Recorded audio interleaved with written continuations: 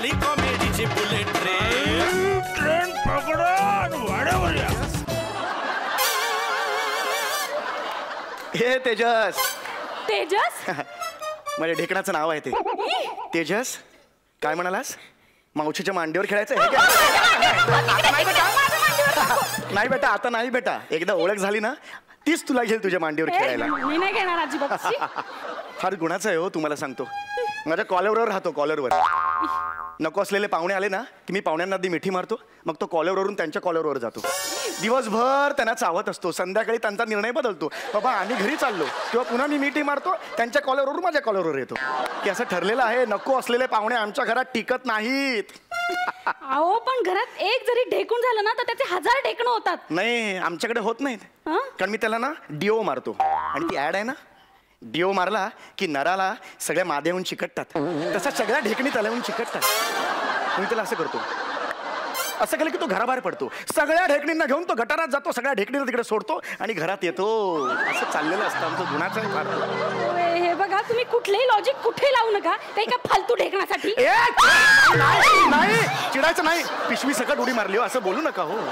फार संतापला येतो तुम्हाला सांगतो. नाही बाळा तेजस, शांत व्हायचं बाळा. हा शांत व्हायचं, अजिबात चिडायचं नाही तुम्हाला सांगतो. हेच हाल डोक्यावरच्या उवांचे आहेत. काही दिवसांनी ना डोक्यावरच्या उवा नामशेष होणार आहेत. लिहून घ्या तुम्ही. सलोनी, ए सलोनी, सलोनी, हे सलोनी कोण? हे पाळली हो, त्याचं नाव आहे सलोनी. तुम्ही पाळली आणि तिचं नाव सलोनी असं ठेवलं? हाच प्रश्न तुमच्या आई वडिलांना विचारला तर? तुम्हाला एक मुलगी आहे तिचं नाव भक्ती ठेवलं, कसं वाटतं? हे बघा त्या उवा असतात ना ते डोकं चावतात. अहो मग पाळीव प्राणी असतात ते सुद्धा चावतात. कुत्री चावते, मांजर ओरखडा काढते, ते चालतं तुम्हाला. अहो पण उवा रक्त पितात. किती रक्त पितात तो? असं किती रक्त पितात? थेंब रक्त पितात. थेंबाचा 1/शतांश भाग ते पितात. तेऊचा जीव वाचवण्यासाठी तुम्ही एवढे रक्तदान करू शकत नाही? आपल्याला जेव्हा ठेस लागते ना तेव्हा केवढं रक्त सांडतं याची कल्पना आहे तुम्हाला? त्या रक्तात 15,17,00 उवा जगतात. याचा विचार करा तुम्ही. बघा तुम्ही ना कुठलीही उदाहरणं देताय. अहो त्या उवांमुळे डोक्याला खाज येते. उवांमुळे खाज येत नाही. यांना काय उवांची खाज आहे? अभिनयाची खाज आहे. ही खाज वेगळी आहे. ओ वा, आपल्याला इकडे चावतात ना, आपण असं खर खर करतो, तो मसाज असतो एका प्रकारचा. आणि नुसता मसाज नसतो, खरा खुरा मसाज असतो. मला आठवतं तो दिवस, मी माझ्या घरात बसलो होतो, काय करावं ते कळतच नव्हतं. मी म्हटलं चला भांग पाडूया. तेव्हा मला वेगळेच केस होते. मी भांग पाडायला घेतला आणि कुणाचा तरी रडण्याचा आवाज आला. ऊ ऊ ऊ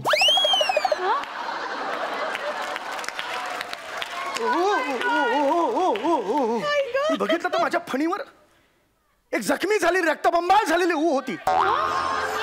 मी तिला फर्स्ट एड दिलं. मी तिला ड्रेसिंग केलं. तिला थोडीशी हुशारी वाटली आणि मग ती माझ्याकडे बघायला लागली. मग मी तिला नारळाचं पाणी दिलं, मोसंबी ज्यूस दिला. तिला थोडीशी तरतरी आली. डोळे उघडून माझ्याकडे बघितलं आणि ती म्हणाली, पप्पा. आई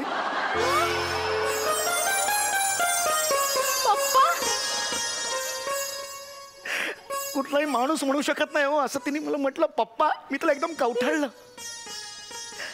म्हटलं बाळा ह्या पुढे तू माझ्या डोक्यात राहायचंस. आपलं स्वतःचं घर आहे, फ्लॅट आहे, तिथे राहायचंस.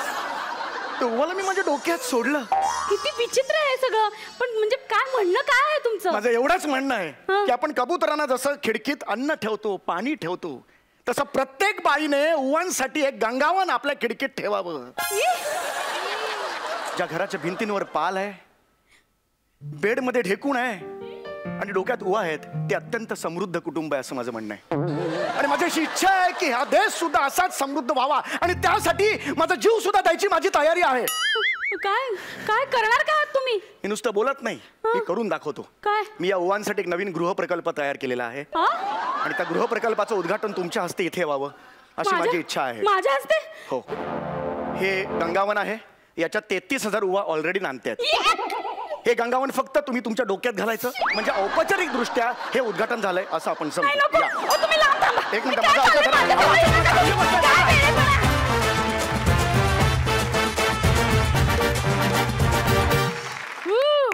क्या नको नको नको असेल ते काही परवडण्यासारखं